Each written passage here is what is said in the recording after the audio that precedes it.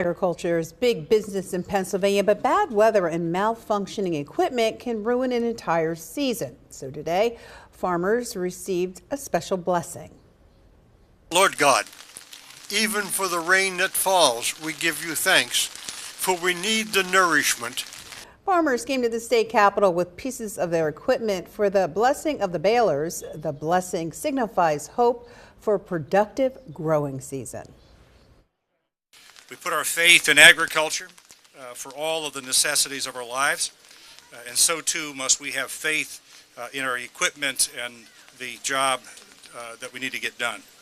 The other thing is about our farmers is they spend 50% of their time praying for rain and 50% of the time praying for sunshine.